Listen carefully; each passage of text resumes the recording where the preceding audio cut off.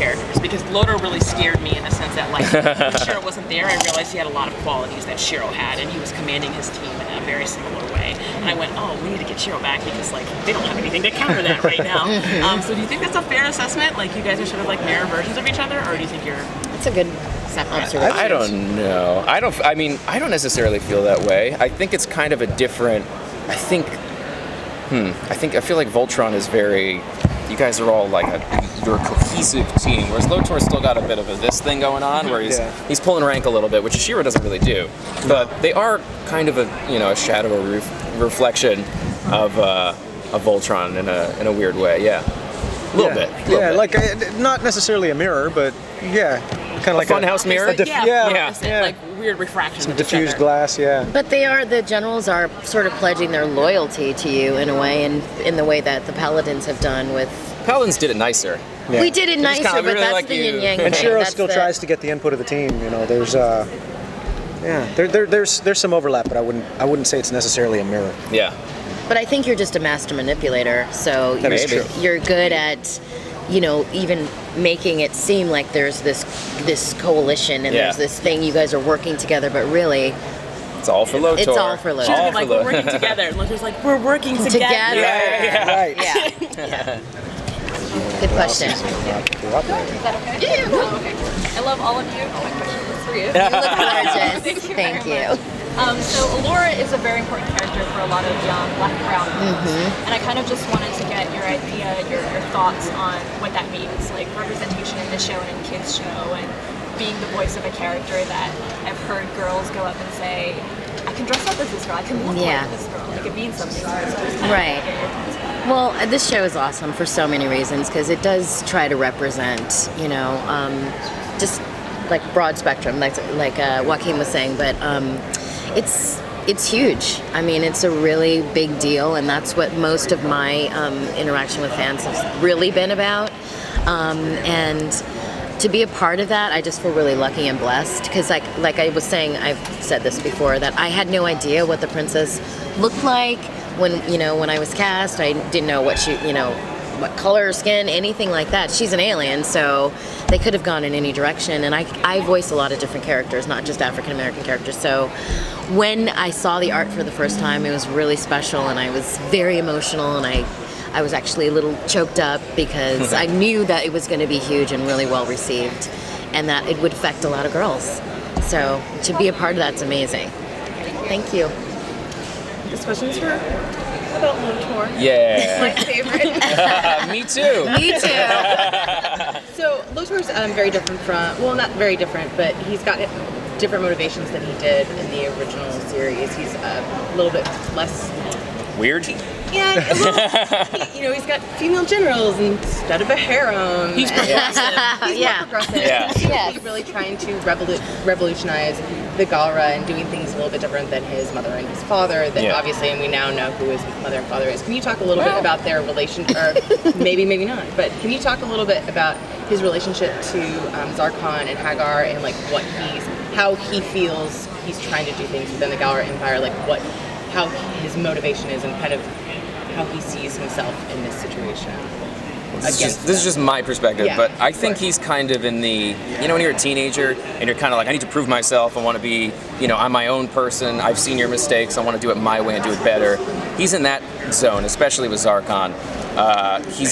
He wants to do it his way, and I think he thinks the old ways are kind of out.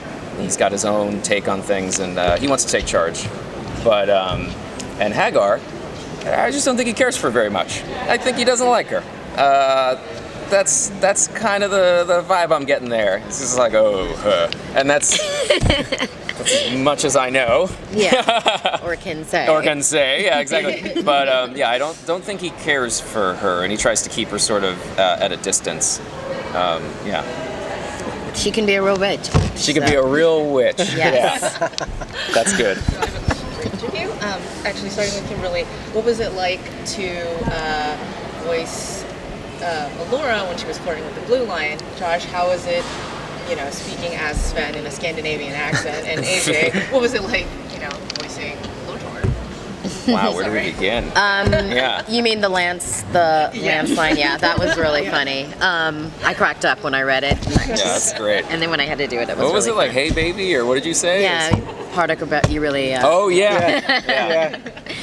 Because I think that's really funny because she's sort of got this attitude toward Lance, and it's not working. None of the stuff that he does works, but yet she's so desperate.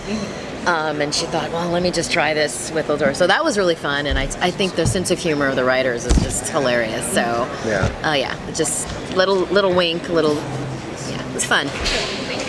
I didn't know I was going to be playing Sven until the night before. I got the script at like 9 o'clock and had virtually no prep time, so I was really just like looking up Ylvis online and trying to find anybody who sounded in any way Scandinavian, and it was this just weird crash course into the accent.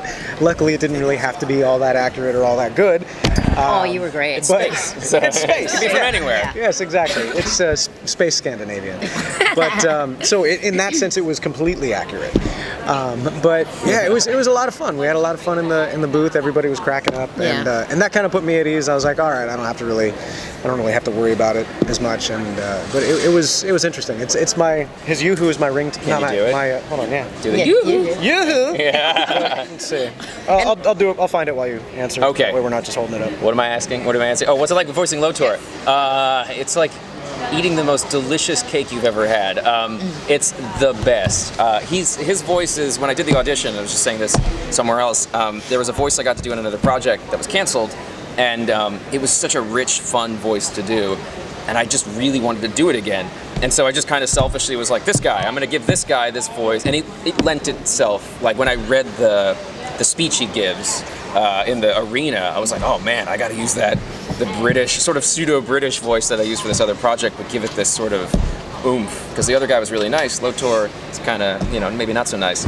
But it's the best. I mean, it's so much fun. I wish I talked like that all the time. My life would be so much easier. People would get out of your way. People would, yeah, exactly. Kind of like Christian Bale, who talked like with an American accent in all the interviews and stuff. Right. I should just do that.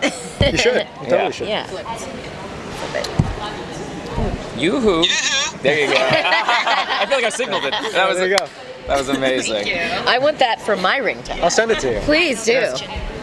So now that we're a couple seasons in, is there any stories that you guys wish you could tell? If you could write your own episode, like, is there something you want to explore? Ooh, wow. That's a really good question. I want a series. What's going on with Shiro? That's what I wanted. How many Shiros are there? Yeah. I'd like to see some Shiro backstory and just see what he was like before all of this happened. Before even the Kerberos mission. What was Shiro like as a younger guy? Like that'd be interesting to me. I'd like to see that. I'd like them to go back to the Space Mall. We'll see Shiro hang out in the food court. Yeah. That's Just waiting for them, like checking his watch. Like, come on, guys. Yeah. He gives them quarters for the arcade. Right? Yeah. Some gack. Yeah. That's amazing. Allura? I was just gonna say a little love interest stuff with Allura. I think would be a good thing to explore. I mean, she's young. She's probably romantic, and back before all this, her whole planet was destroyed. She was just a princess, and she probably had suitors and was going to, I don't know, balls and just having fun. And I wish that she could have that. We could visit that instead of just all this fighting war stuff. So I want the opposite. I want the Lotor prequel where you see him trying to earn his stripes, and because he's clearly been through a lot before we meet him. Sure. So I think just sort of the rough and tumble, what Lotor was up to prior to all this. I mean, that could be an endless series. yeah, We'll just keep going back further and further, like Star Wars is a prequel to the prequel to the prequel. Young Obi-Wan. And maybe Lotor and Allura had some sort of relationship. Maybe they did. Before, your father went batshit crazy. Yeah, exactly. Maybe. Who knows? Who knows? Yeah. So that would be interesting. Great question.